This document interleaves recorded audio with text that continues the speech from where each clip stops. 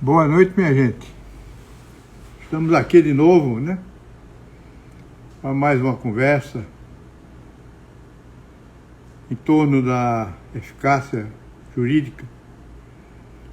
E hoje nós vamos cuidar das determinações inexas e determinações anexas que são conhecidos como condições, termos e modos ou encargos.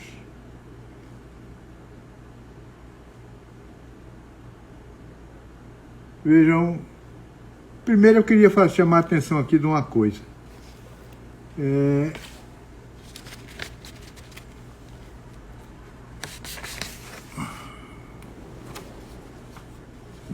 Eu fazendo uma vista pela internet para ver se tinha alguma novidade, eu encontrei um artigo, deve ser do professor Mário Anderson Rodrigues. O título é Elementos Estruturais do Negócio Jurídico à Escala Pontiana. E ele fala aqui do ato inexistente. Comenta, explica tudo corretamente, mas lá para tanto ele diz o seguinte: os atos inexistentes, todavia, cumpre salientar que a maioria dos civilistas adota a teoria da inexistência do ato ou negócio jurídico em suas obras. E aí, dentre as pessoas que ele se refere, ele cita meu nome. Eu absolutamente não concordo com ele, com a teoria do ato inexistente. Ato inexistente, para mim, não é tema jurídico, é um tema fático, do mundo dos fatos. E o que não existe, você não pode tratar dele. É claro que as explicações que ele deu, o que é, por que foi, quem identificou, está tudo correto. Mas essa citação da minha obra como sendo, admitindo o ato inexistente, há um equívoco da parte dele. Eu gostaria de anotar, porque quem encontrar isso vai pensar que eu digo uma coisa no livro, e aí eu mostro no plano da existência que o ato inexistente é exatamente uma incoerência. Porque se ele é ato, como é que ele não existe? Então essa incoerência eu chamo a atenção e mostro que não é possível a gente cuidar disso como um tema jurídico, mas sim como uma questão fática. É uma situação fática. Então, feita essa observação, nós vamos começar o nosso estudo sobre as condições, os termos e os encargos ou modos. Veja, a doutrina, em geral, quando trata dos elementos essenciais dos negócios jurídicos, isso no início das nossas conversas, eu não falei isso, mas ela diz que há 3 tipos de elementos referentes aos negócios jurídicos e aos atos jurídicos, que são os elementos essenciais, naturais e acidentais. Essenciais são aqueles necessários a que o fato se constitua. Então, seriam elementos do suporte fático. Os naturais seriam aqueles naturais que a própria lei regula. Então, também é suporte fático, né? E os acidentais são aqueles que não integram propriamente o suporte fático, mas que podem ser adicionados, que é o caso das condições e dos termos. Então, essa é a linguagem usual. São os elementos acidentais dos negócios jurídicos. O Ponte Miranda chama isso de determinações inexas e anexas. O que significa isso? Determinações inexas são aquelas que estão dentro do negócio. A eficácia dela, ela atua diretamente sobre a eficácia. A eficácia fica condicionada ou atermada. Ou tem uma condição para começar e terminar, ou um termo para começar e para terminar a eficácia. Então, ele influencia diretamente a eficácia. A eficácia depende deles quando existem. E as determinações anexas são aquelas que não dizem respeito à própria eficácia, ao surgimento ou à extinção dessa eficácia, mas dizem respeito ao modo de exercer essa eficácia. Os encargos que você precisa cumprir, por exemplo, para que você possa exercer os seus direitos. Então, um é da própria aquisição do direito, ou a perda desse direito, e o outro é apenas em relação ao exercício. Não influencia quanto à existência dos efeitos daquele fato jurídico era subordinado. Essas são as anexas. E as inexas, aquelas em que a eficácia depende diretamente disso. Então, o que são determinações inexas? Veja, há poder de autorregulamento da vontade, ela admite que em certos negócios, especialmente negócios de liberalidade, você inclua disposições que rejam o início ou a permanência no tempo de uma determinada eficácia de um certo negócio jurídico. Por exemplo, numa doação você pode clausular essa doação, digamos assim, estabelecendo que ela só vai começar a ter vigência no dia tal, ou terá imediatamente sua vigência, mas se você não cumprir determinadas condições até o dia tal, aquela doação se desfaz, né? Então essas são doação, um ato liberal, isso também pode ser no usufruto, no comodato, em toda a liberalidade. Eu vejo também isso, a doutrina insiste em que seria um ato de liberalidade. Mas há hipóteses, a meu ver, há hipótese em que em negócios onerosos você pode estabelecer, por exemplo, encargos que se pensa que os outros só em liberalidades. As condições e os termos, em qualquer tipo de negócio, você pode estabelecer, desde que você condicione o início ou fim a um fato futuro e incerto. Quando você condiciona o início ou o fim da eficácia a um fato, a ocorrência de um fato futuro e incerto, você está tratando de condição. Se acontecer. Então, o se condicional, ele está presente nesse tipo de determinação. Quando você estabelece uma coisa fixa, um fato futuro e certo, então você tem o que se chama de termo. O termo é pontual, vamos dizer assim. Você diz assim: a eficácia desse negócio vai começar no dia 24 de dezembro. Então, no dia 24 de dezembro, inicia-se. Ou você diz: este fato terá, a eficácia desse fato terá duração de 1 ano. Ou até o dia tal. Aí você está colocando um termo. Por quê? Dia de Natal, dia tal, do ano tal, do mês tal, é uma coisa que vai acontecer inexoravelmente. Você não tem como não acontecer.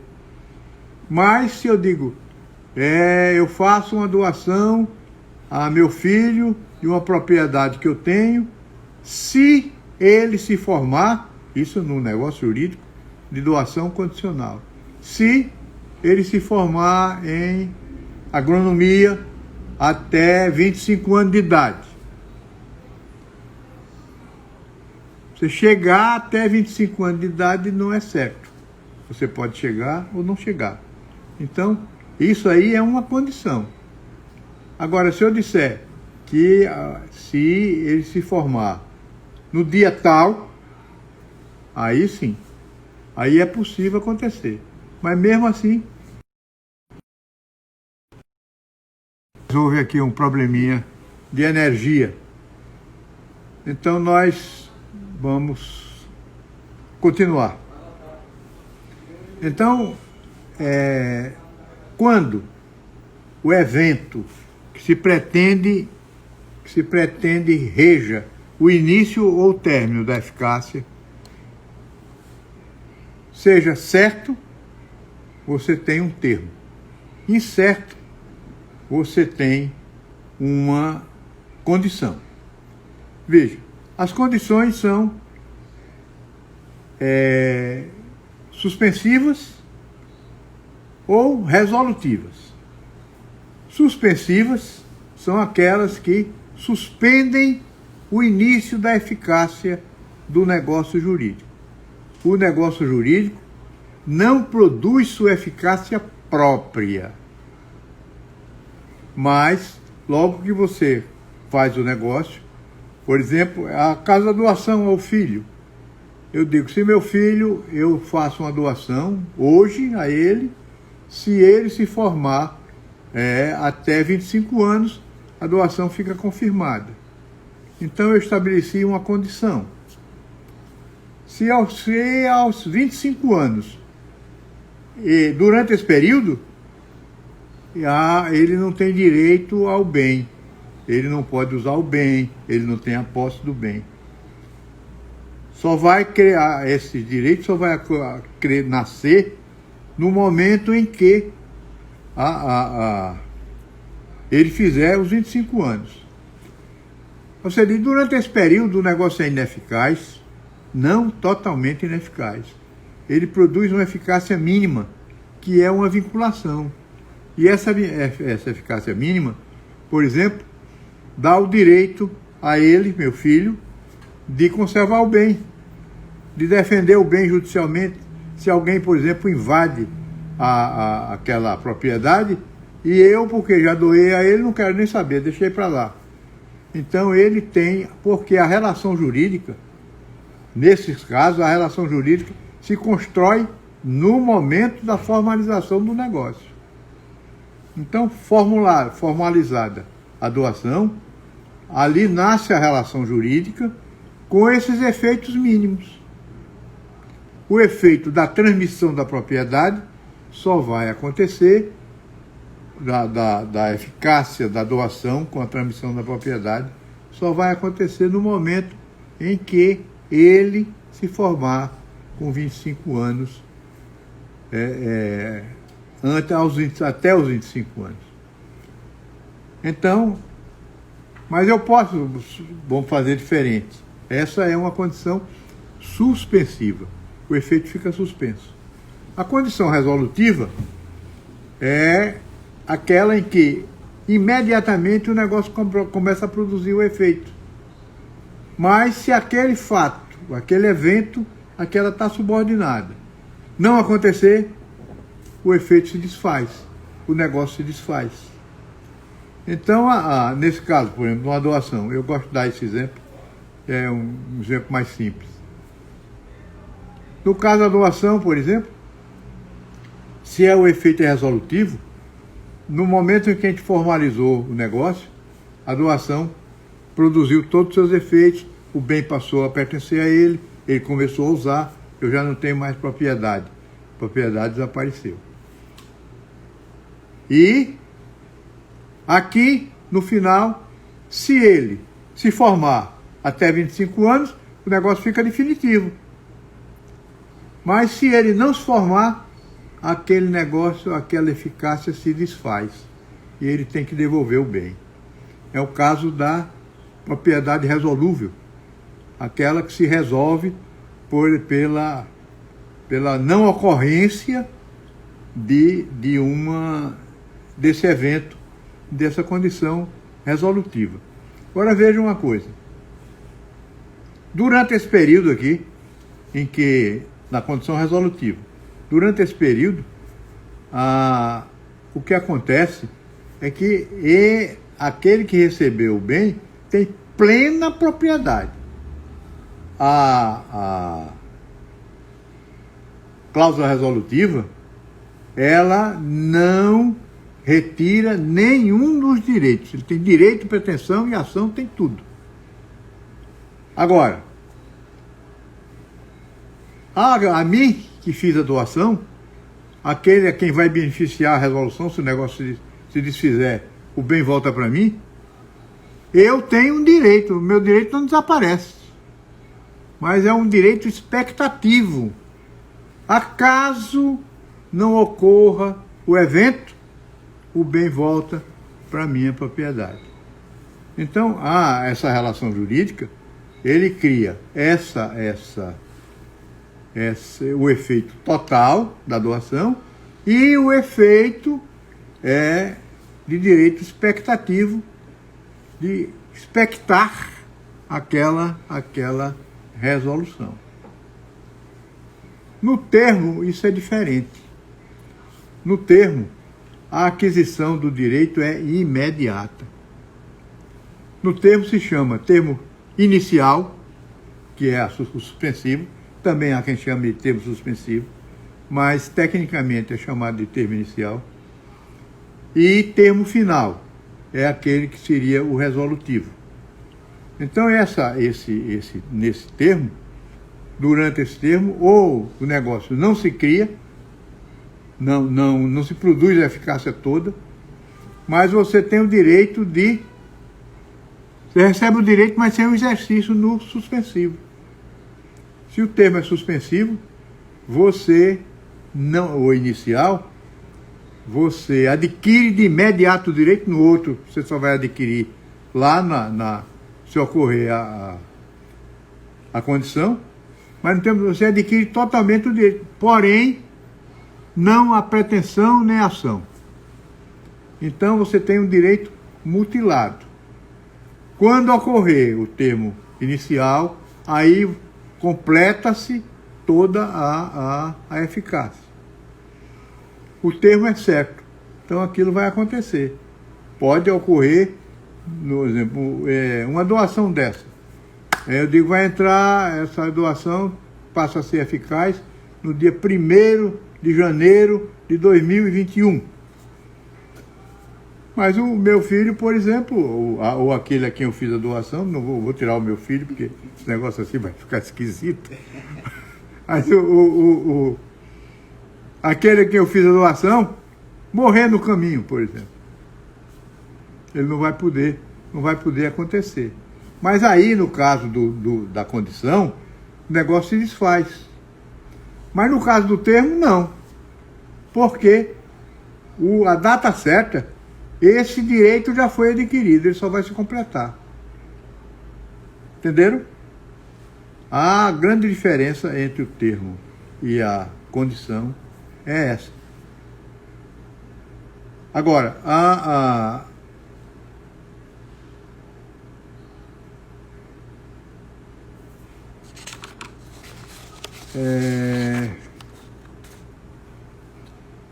veja, as regras que regem as condições. Toda condição é possível, desde que lícita, se é possível não, é admissível, desde que seja lícita, possível. Então, e que não haja impossibilidade dela. Então, a licitude, se é lícita, qualquer uma pode ser incluídas. Agora veja, as ilícitas e as proibidas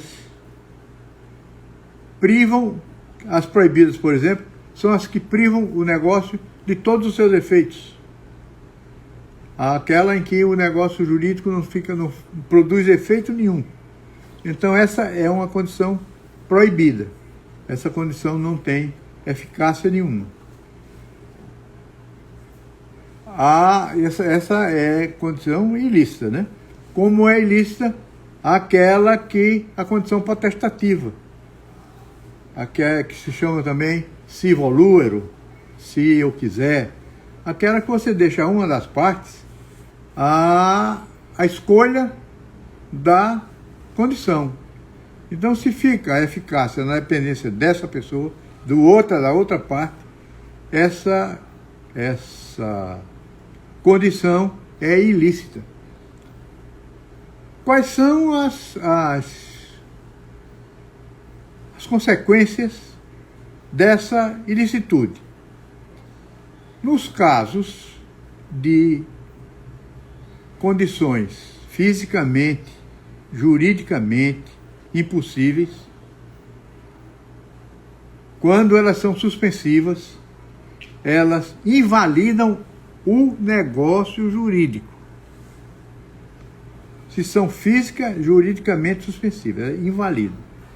Quando a impossibilidade é lógica, ou é gnosiológica, cognoscitiva, então a consequência não é essa. Se a impossibilidade lógica do objeto, a impossibilidade lógica ocorre quando há uma contradição invencível. Você não consegue compatibilizar as duas coisas. Uma diz sim e outra diz não.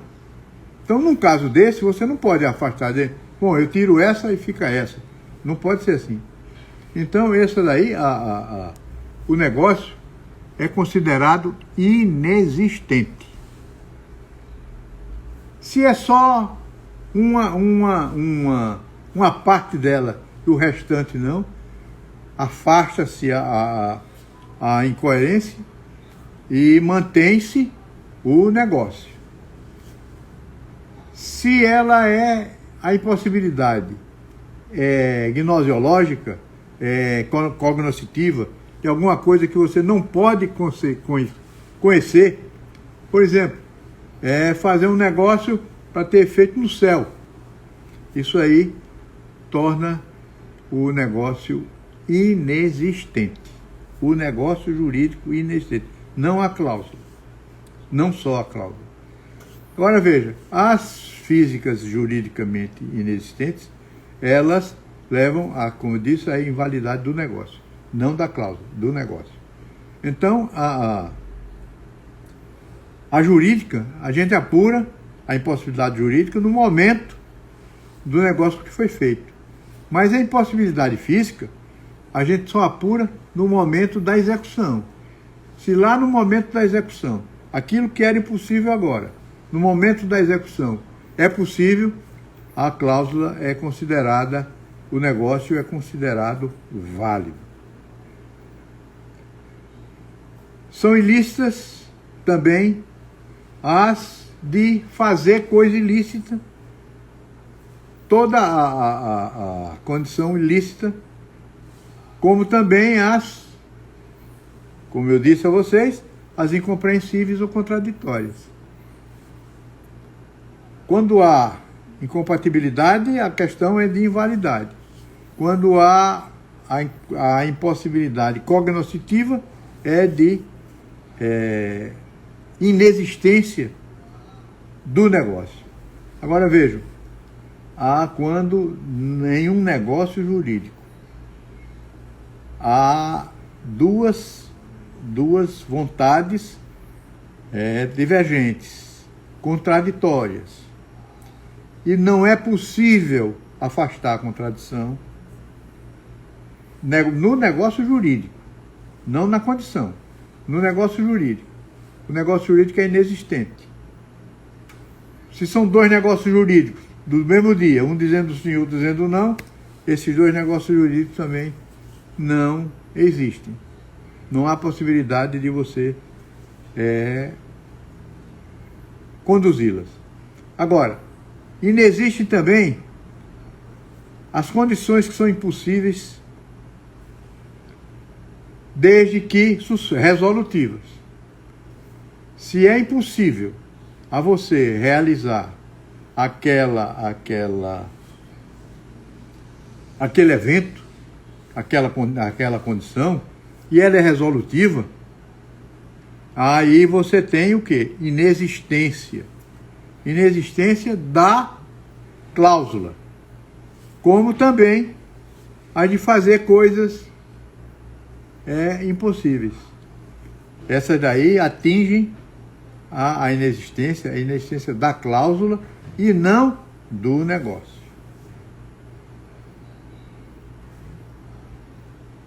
Outro aspecto é quanto à possibilidade de má-fé, maliciosamente, se crie uma impossibilidade de você realizar o negócio, de você realizar o evento.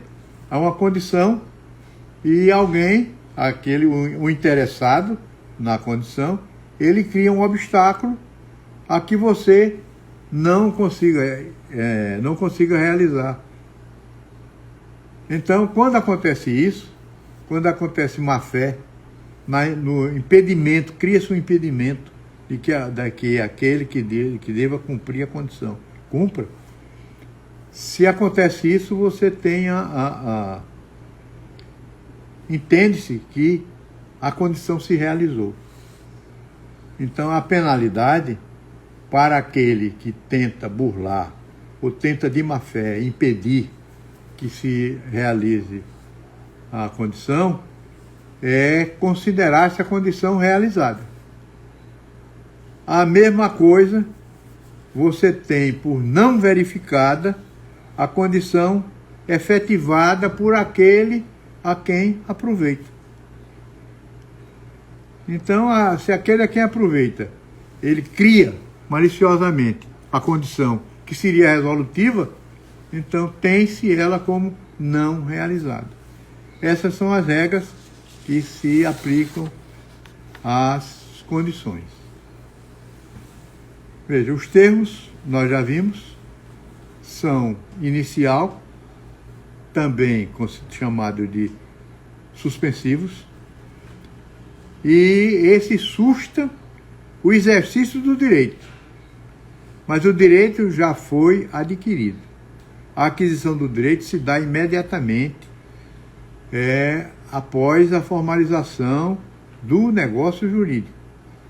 Quando a gente diz imediatamente, veja, na formalização, se o negócio jurídico é de natureza real, esse negócio tem que ser registrado. E o registro é que dá a ele a eficácia real. Então a transmissão da propriedade só se daria depois, e não naquela hora.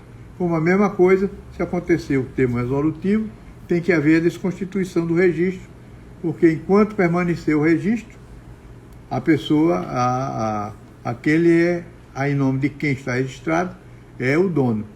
Aqui tinha um notário, registrador, que era o Dr. Murilo Valente, um senhor muito ilustre, pessoa muito fina, muito educada, uma pessoa ótima, era um cidadão alto, louro, mas já estava com cabelo branco, mas te viu que ele era louro, dos olhos azuis.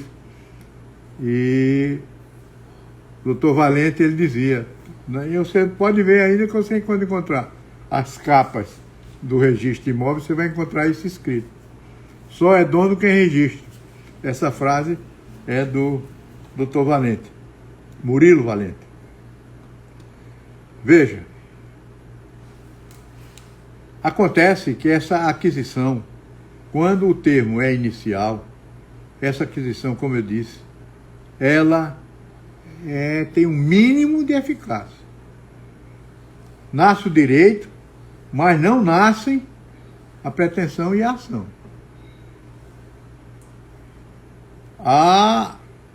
Salvo aqueles que também, na condição, que são os direitos reguardativos, de defender o bem, de conservar o bem abandonado. Essa eficácia resguardativa, nas duas hipóteses, interessa porque você tem aí uma relação jurídica presente. E através, Cria-se, então, somente uma vinculação. Mas o direito não pode ser exercido. Mas adquire. No primeiro, você nem exerce, nem adquire. Na condição suspensiva. No termo, você adquire, mas não exerce. O exemplo mais comum são as datas dos termos. Natal, data de Natal. Olha, não confundir data, termo com prazo. O termo, ele é pontual. É aquela data, aquele momento. Não é o decurso. O prazo, não. O prazo é linear. É o decurso linear. Você pode ter até dizer assim, eu faço essa doação pelo prazo de, ou por exemplo, faço um empréstimo a você pelo prazo de 6 meses. Isso não é, isso aí é um termo. 6 meses é o termo final. Não é o prazo. Embora você chame de prazo, não é o prazo. Porque não interessa, é isso aí. O que interessa é aquela data lá nos 6 meses. Ela é que vai definir o término da sua eficácia. A outra eficácia é o termo final. O termo final é o que resolve o negócio. É também chamado de resolutivo, mas menos chamado resolutivo. É mais chamado termo final. Extingue o negócio. Agora, aí tem uma coisa muito, muito interessante. Como eu disse a vocês, na pendência da condição resolutiva, aquele que fez, a quem aproveita a resolução, por exemplo, o doador, o que emprestou, ele não fica desprovido de direito. Ele tem aquele direito expectativo à devolução. E essa relação jurídica aí acarreta a responsabilidade daquele que está com o bem. No termo final, aquele que está com o bem, ele pode usar a propriedade livremente. A mesma coisa que faz o da condição. Livremente ele usa, vende, chamar a atenção para isso. Vende porque vende o bem, né? Mas aquele que comprar o bem vai comprar com a condição resolutiva. Se ocorrer, ele perde o bem. Então ele já sabe que aquela propriedade é resolúvel. Mas ele pode vender, pode doar, pode fazer o que ele quiser. Ele tem todos os poderes inerentes à propriedade. De usar, gozar, fruir e dispor, como também de reivindicar. Mas veja, nesse período em que pende, que é o chamado período de pendência, que pende a condição resolutiva, ela não aconteceu. Nesse período, existe esse direito daquele que vai se beneficiar com a resolução, quando ocorrer a resolução. Se, por exemplo, houver danos à propriedade, esses danos devem ser ressarcidos, se for o caso. A indenização está incluído, direito à indenização pelos danos ao bem, está incluído no direito expectativo. As regras dos termos são os mesmos das regras da condição no que couber. Então, no que couber, que for estabelecido lá sobre validade, sobre existência da cláusula e do negócio. Acontece se couber no termo, vai acontecer isso. Você pode, aplica-se isso. Mas eu falei aqui que prazo não é termo. Lembre-se disso. Termo, mesmo que você diga tantos meses, 6 anos, 3 anos, essa aí é termo. O prazo é o decurso daquele tempo. É decurso, o outro é o tempo pontualmente visto. Esses dois prazos e termo têm uma coisa comum, que é o tempo. Num, o tempo passa, no outro, o tempo para. O tempo é aquele, pontual. Os prazos, vamos ver agora esse problema dos prazos, que está relacionado, embora não seja a mesma coisa, estão relacionados. Há duas espécies de prazos. Há os prazos legais, que são estabelecidos em geral por normas cogentes, embora possa excepcionalmente, como no regime de sucessão, ser estabelecido prazos que não sejam por normas cogentes, mas por normas dispositivas. E também prazos negocialmente estabelecidos. O Código Civil prevê que você pode estabelecer prazos e modo de contar prazos através de cláusulas contratuais. O que importa nos prazos é a questão da contagem, porque infelizmente no direito não há uma uniformidade, não há uma unidade, não há um critério único para que você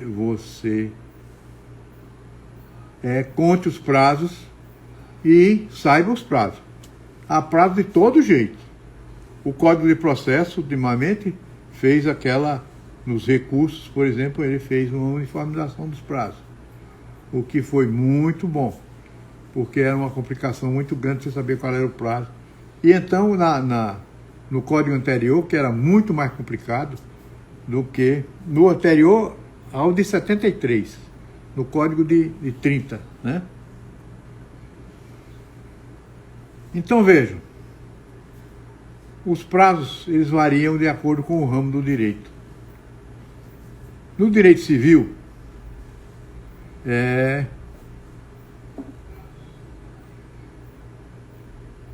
a regra é de que os prazos são corridos. Não se interrompem em feriados, sábados, domingos e onde não há expediente. São corridos.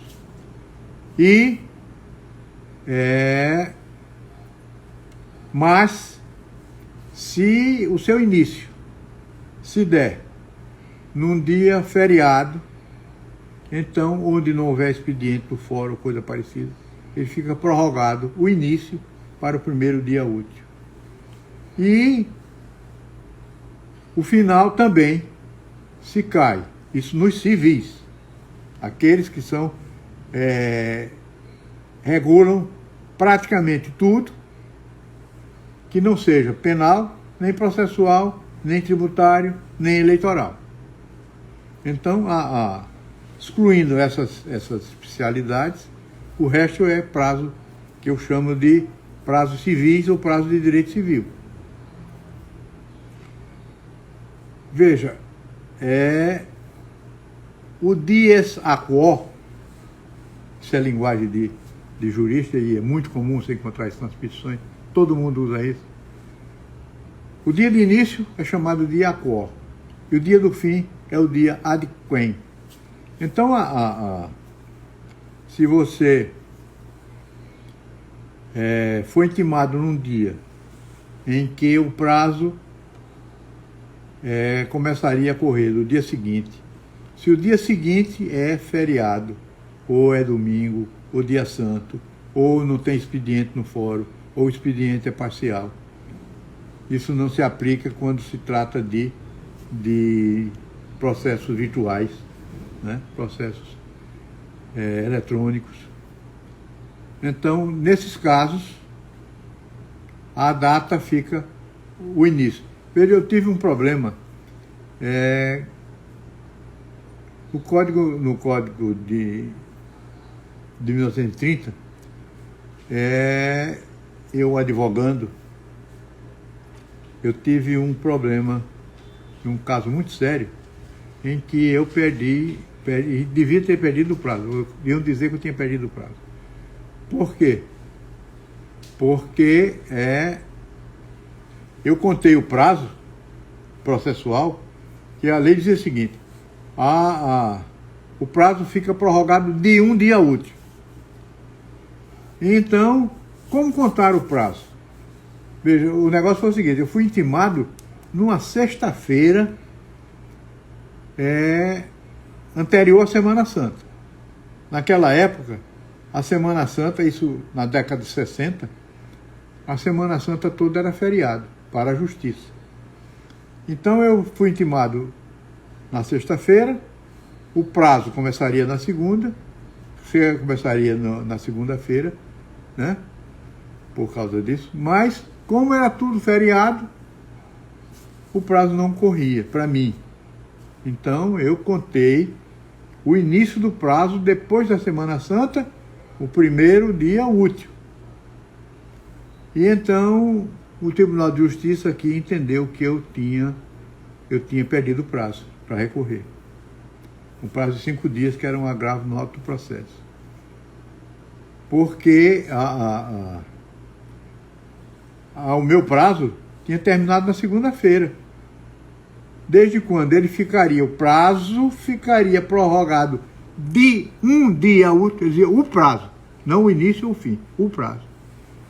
Ele interpretou, então, restritivamente dessa maneira. E não conheceu do meu agravo. Eu, então, recorri para o Supremo Tribunal Federal.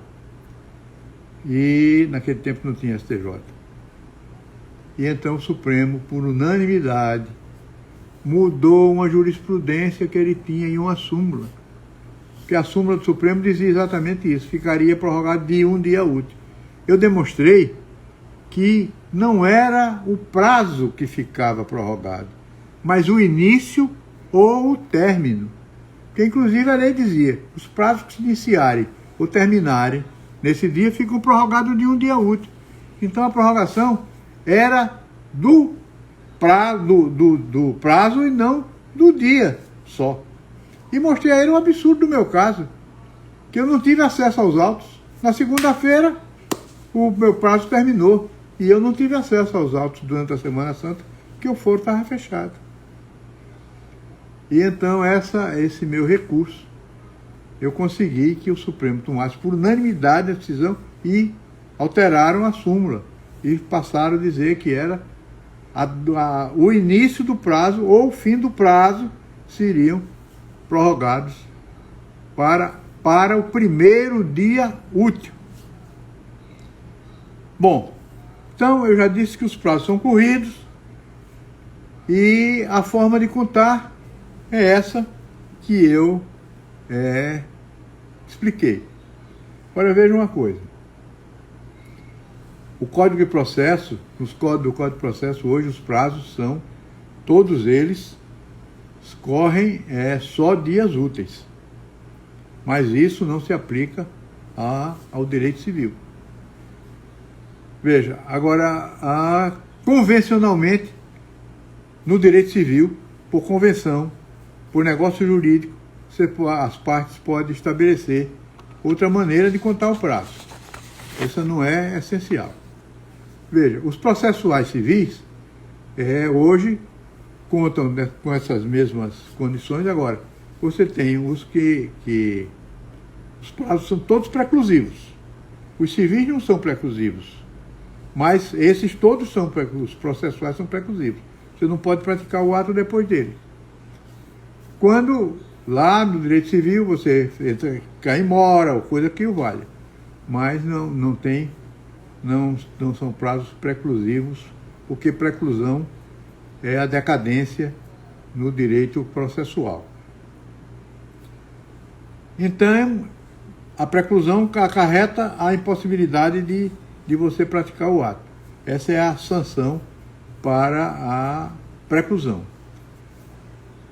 Você tem hoje duas formas de contar o prazo processual civil. Quando a intimação é pessoal, a regra é essa. O prazo começa a contar no dia seguinte a juntada do mandato nos autos. Quando se trata de publicação eletrônica, conta-se se você é intimado hoje, amanhã se entende que você foi intimado amanhã. Então você tem esse dia seguinte à publicação, é o que vai lhe dar a intimação, você vai ser intimado naquela data. E então, no dia seguinte, começa a contar o prazo. E hoje, no direito processual, os prazos são só os de dias úteis.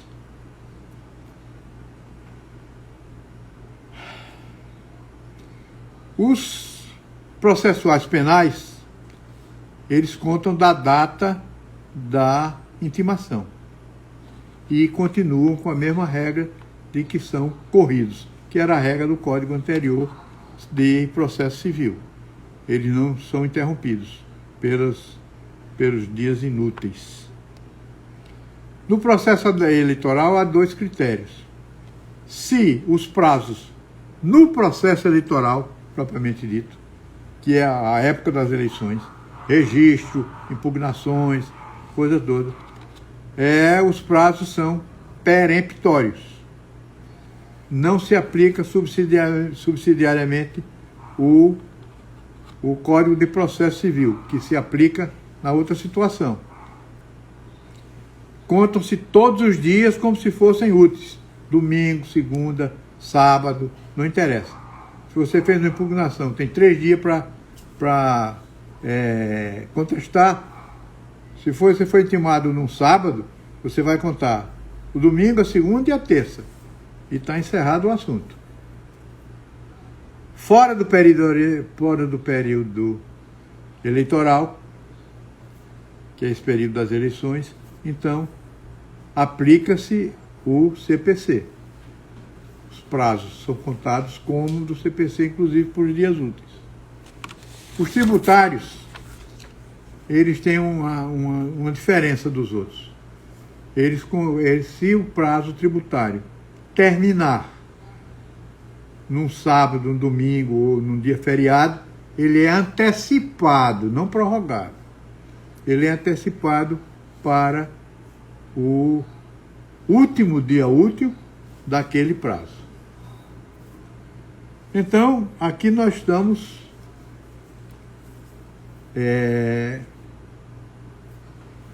para concluir, nós vamos ver agora os modos ou encargos. Como eu falei logo no início, eles se referem basicamente a negócios de liberalidade. Mas eu entendo que é possível você incluir encargos ou modos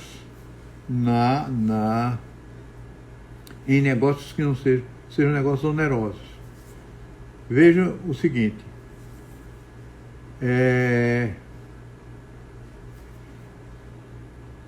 o modo, o encargo, se refere à maneira de você exercer o direito, ou são ônus em relação ao exercício do direito.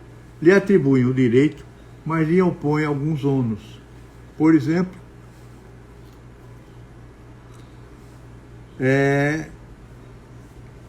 em cláusulas testamentárias, em doações, em negócio de liberalidade, você diz como ou que encargos a pessoa vai ter. Você pode dizer assim, fulano deixou num testamento uma certa dotação, um dinheiro bastante, e disse que você teria a obrigação de, por exemplo, um colégio. Você fez uma doação a um colégio. E então diz assim, olha, eu faço essa doação aqui, mas você fica com a obrigação de dar educação aos meus filhos, se eu morrer. Então, isso é um encargo. Eu fiz um testamento em que a pessoa deixou uns bens para o arcebispado. E lá ela quis uma cláusula obrigatória, que seria de que todas as igrejas de Maceió deviam rezar diariamente uma missa por ela. Então isso era um encargo, né? E se esse encargo não é cumprido, não afeta a doação, nem afeta o negócio jurídico. Apenas aquela pessoa é devedora daquela obrigação. Essa obrigação pode ser exigido o cumprimento por qualquer interessado ou pelo Ministério Público, se há interesse público nessa cláusula de modo ou de encargo.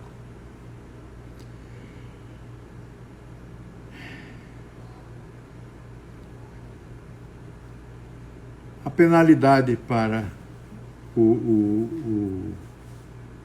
modo ou encargo ilícito, que seja impossível, é considerá-lo não escrito. São raros os casos em que a lei considera inexistente alguma coisa que existe. Juridicamente ela passa a ser inexistente. Naquele caso, por exemplo, no caso das condições, aquelas condições que acarretam a inexistência do negócio ou a inexistência da cláusula. O código anterior falava em não escrito. Esse nosso código atual, ele fala em inexistente, mas nesse caso do modo ele fala em não escrito. O ilícito, o impossível, mas se esse encargo ou esse modo constituir um motivo determinante do negócio, ele afeta a validade do negócio. Se ele é posto como condição, ele é tratado como condição e não como um mero encargo. Então, o modo e o encargo, eles não afetam a aquisição dos direitos. Não tem semelhança com as condições e os termos.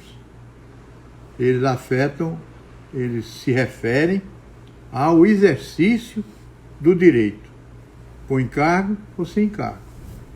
Então, essa aí é a carapaça dessa matéria que se refere à eficácia jurídica. A partir daqui, nós temos que continuar em alguns temas que são próprios dessa disciplina, né? E que estão dentro da teoria do negócio jurídico. Quer ver a diferença? Eu, por exemplo, quando escrevo um parecer, em geral, eu tenho que pôr alguns pressupostos teóricos, porque não são comuns, não são usuais. São criação do Pontes de Miranda. Então, a teoria do Pontes de Miranda desenvolveu essas categorias. E alguém que não esteja familiarizado com essas categorias, quando for ler o meu parecer, não vai entender porque eu cheguei àquela conclusão. Que às vezes a conclusão é completamente diferente da que as pessoas chegam. Porque, na verdade, esses pressupostos levam a isso. Então, eu tenho que fazer, então, esses pressupostos. Por isso, eu vou ter que continuar ainda, porque há alguns outros pressupostos que estão na teoria do fato jurídico e que eu preciso fixá-los para que vocês saibam o que é. Por exemplo, determinação inexa. Eu boto isso num parecer. A determinação inexa, quem não lê o ponto de Miranda não sabe o que é isso. Vai ficar voando. O cara, se você tem que dizer que é uma condição. Então eu tenho que mostrar certos pressupostos, como o pensamento do ponto de Miranda sobre fato jurídico, sobre incidência, sobre essas coisas todas, que no fim vão ser utilizados para que eu chegue àquela minha conclusão. E eu quero dizer uma coisa a vocês. Eu dizia muito isso na faculdade e os professores me gozavam. Quando eu cheguei novo, né? Verde, vamos dizer assim, eu dizia, Ponte de Miranda não erra. E aí todo mundo me gozava, porque eu dizia isso. Mas se você verificar e aplicar a doutrina pontiana, você, em geral, chega sempre à mesma conclusão. Por isso é que esses pressupostos, que são da teoria do fato jurídico, são essenciais. Então, nós vamos ver a seguir a restante da eficácia jurídica, os fatos desjuridicizantes, né? Deseficacizantes, como a prescrição, a decadência, a preclusão. E eu pretendo tratar também, mas aí já isoladamente, depois disso, continuar com essas nossas conversas e tratar de outros assuntos em que o ponto também foi diferente dos outros, como, por exemplo, questão da posse, questão dos direitos hereditários, as questões do direito de personalidade, essas coisas. Então eu pretendo continuar nisso. E gostaria que, se vocês tivessem assuntos do interesse de vocês que quisessem que fossem tratados por essa teoria, eu gostaria que vocês me indicassem. Eu terei muito prazer em fazer isso. Continuo à disposição de vocês. Nosso tempo está se esgotando. Continuo à disposição de vocês para qualquer dúvida. E espero que vocês não queiram vamos dizer assim, me poupar. Que diz, não, professor Marco, deixa o professor lá, o velhinho. Não se preocupe não, que o velhinho aqui ainda está tinindo. Pelo menos na cabeça. Minha gente, muito boa noite. Muito obrigado pela atenção. E continuo à disposição de vocês. Boa noite.